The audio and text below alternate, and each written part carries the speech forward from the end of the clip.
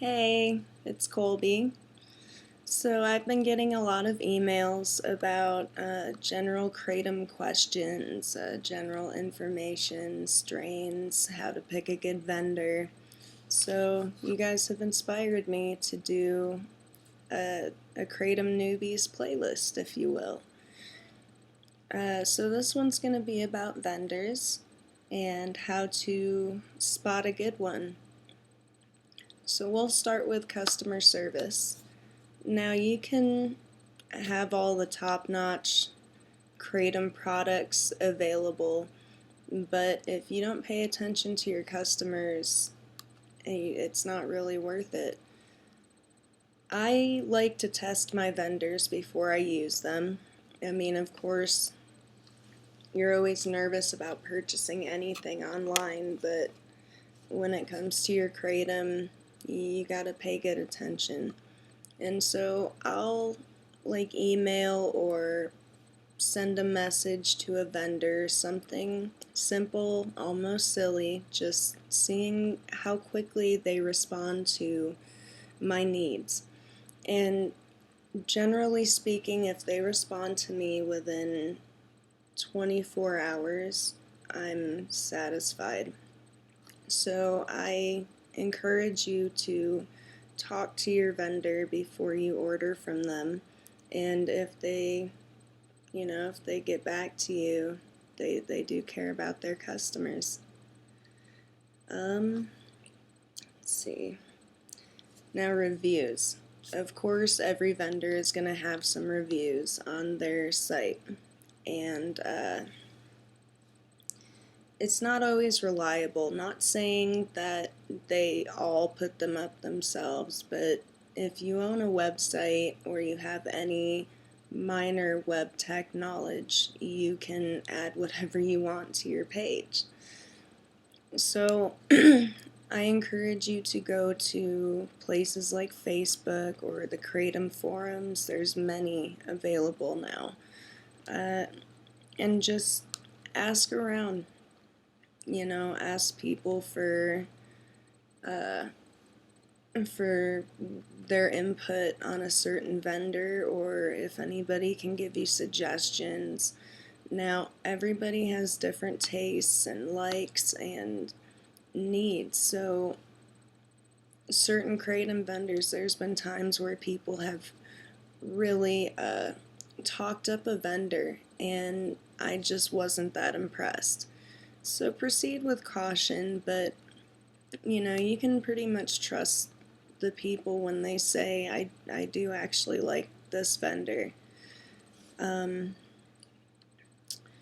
this is more of a warning to you guys.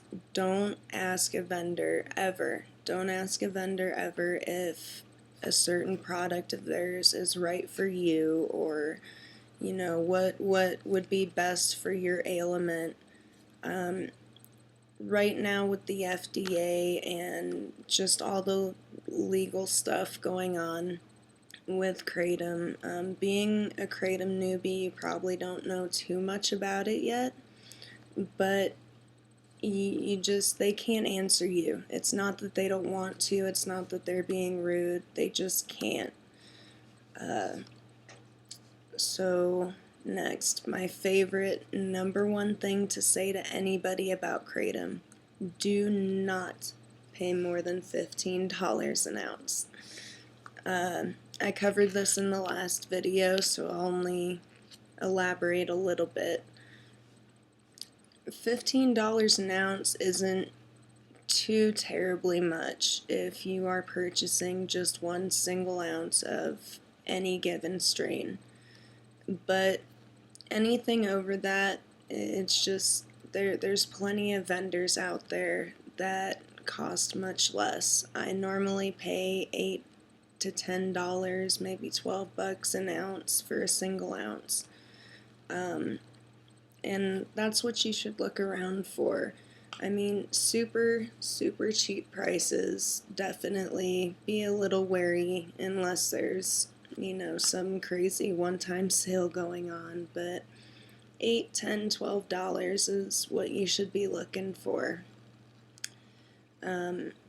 Another good rule of mine is if you should get a price break, which I also covered in my last video, but if you are buying more than one single ounce, you should see a price break. Normally when you buy 4, 6, or 8 ounces, they cut some couple of dollars off, and like when you buy a pound, usually I'll pay for 10 ounces, for example. So if an ounce is $15 for just one single one, I'm looking for less, definitely less than $150. You should pay around $100 or less for a pound, around $150 for a kilo tops.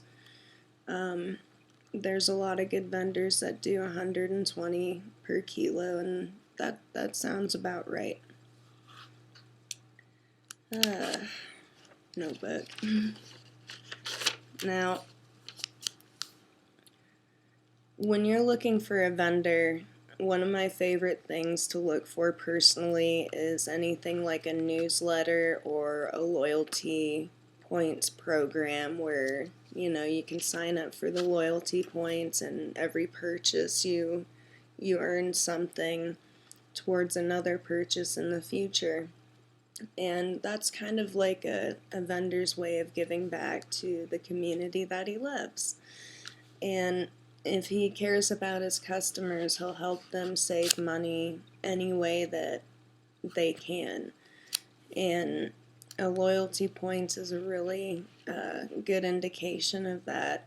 A newsletter, now, most of the time, no, they don't usually send you bonus or loyalty points or anything like that, but when you sign up for a newsletter, they want to keep you updated and informed.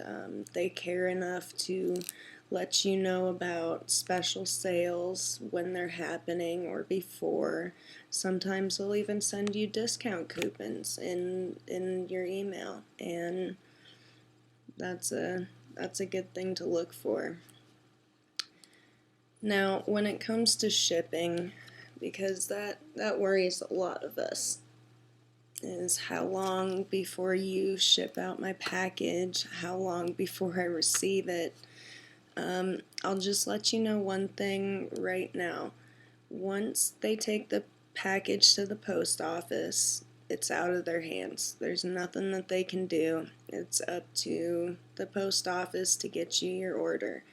But most vendors will, and they should have a written shipping policy on their website somewhere, usually on the front page, but most of the time in like their terms of service or their FAQ page, they'll have a written policy about shipping, and most good vendors ship out same day, with time limits.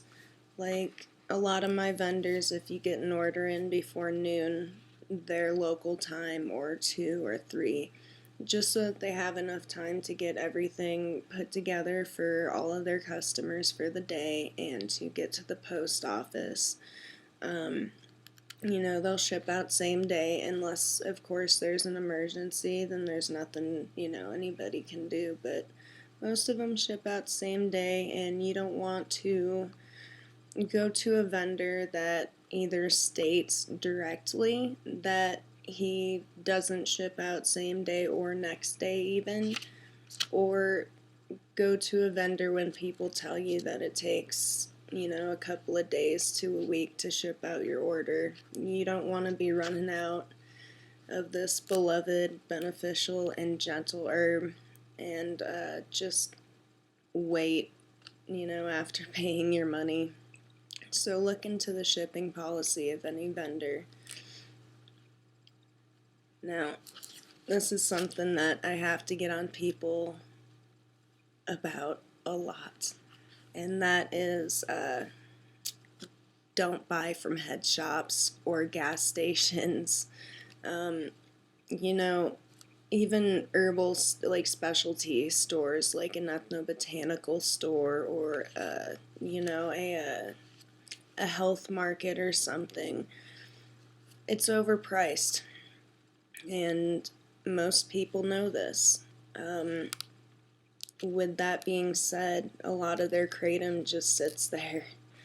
And I will admit I've gotten curious, and even my very first time buying Kratom was from a specialty shop, an ethnobotanical store in the Bay Area, and it was $35 an ounce. And I knew better. I had already been online, but it was kind of an agreement that we would try it in a shop where I could see it and check it out myself before I tried an online vendor. That was an agreement between my husband and I, and had that not been the case, I wouldn't have bought from the specialty shop. They gave me a $10 discount on an ounce, but at $25 an ounce, that's still nuts, and I will never do it again. One more thing. Here's another really good indication of customer service from a vendor. If they have a Facebook page or a Twitter account, even if they just visit some of the forums all across the net, and there's several, I'll talk about those in another video. If they do visit those places, or they have a specific page for their business, look for it. Check in to see how often they update their page, they add posts, they post about their business. If customers post reviews directly to their business page or tweet directly to their business account, check in to see if they actually reply to them. That's another good indication of customer service, and you can usually count on them caring about getting your package out and caring about their Kratom.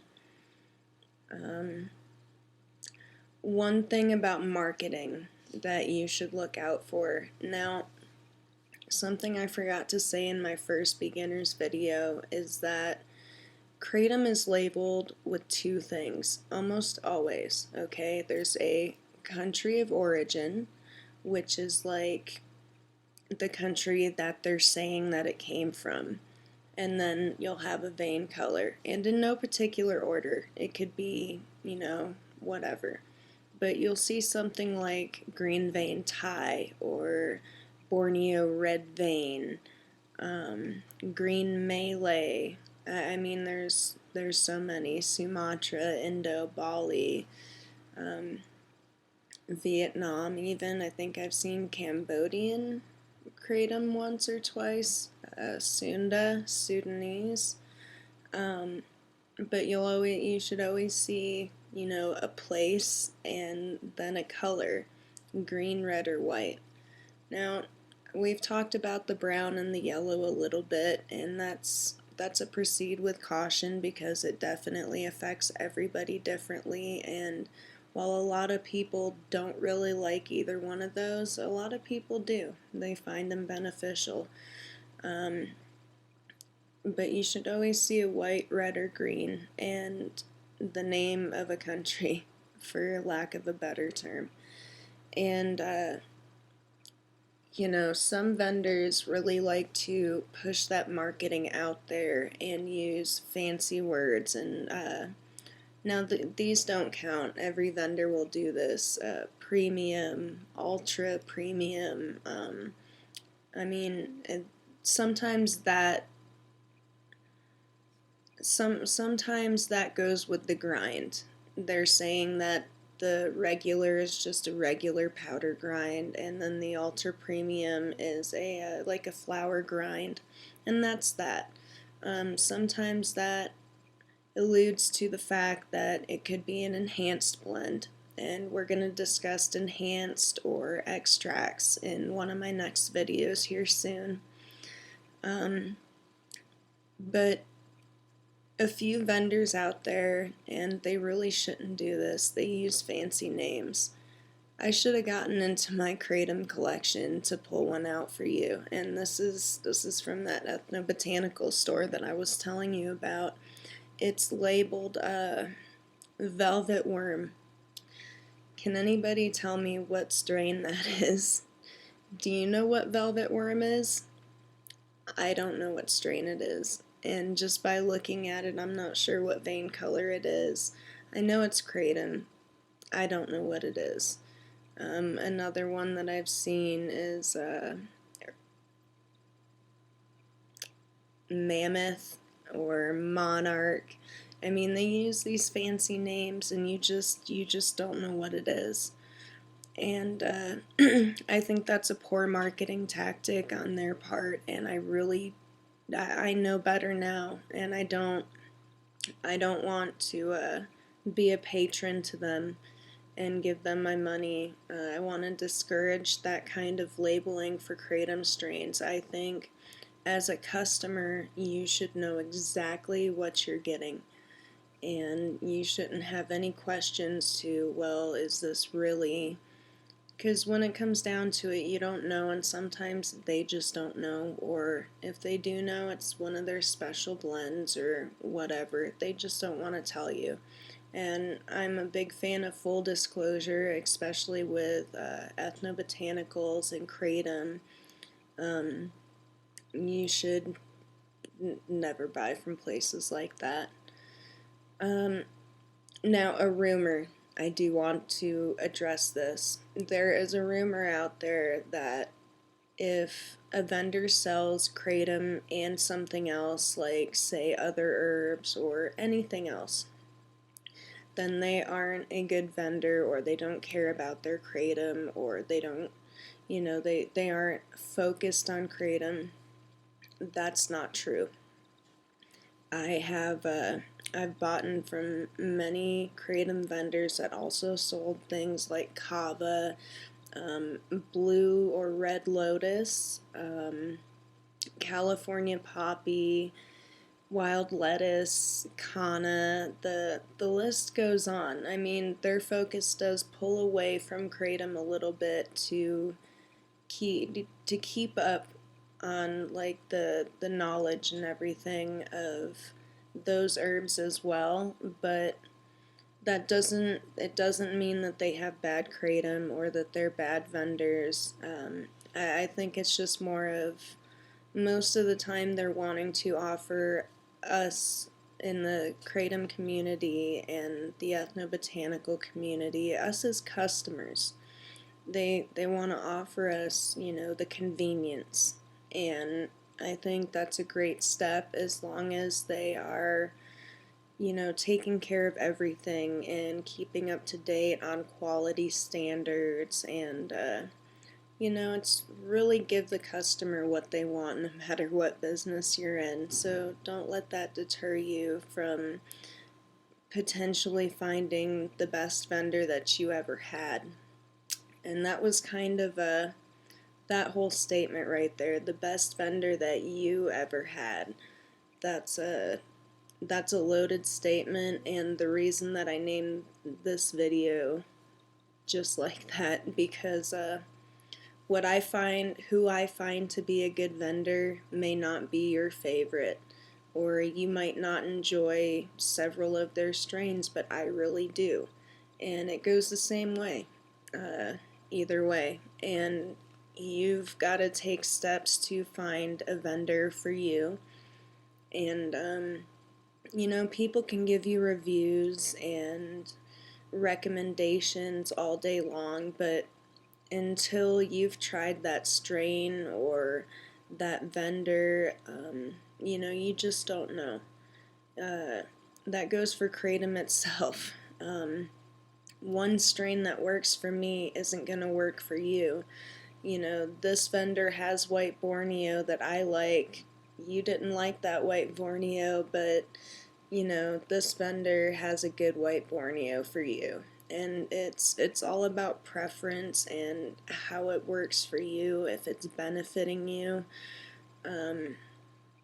Just go with your gut instinct. And when you're beginning, it's hard to find a vendor for, you know, for your kratom, your herbs, but you got to branch out a little bit, and my suggestion is to make small orders, get a couple of samples from a couple of different vendors, get one of each color.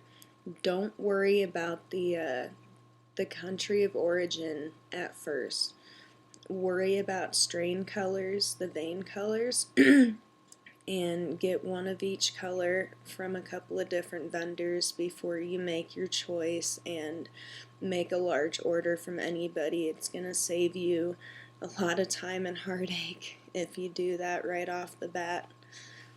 Well, that's the end of this video. Don't forget to check out my channel and find out how to get a hold of me. Leave me some comments.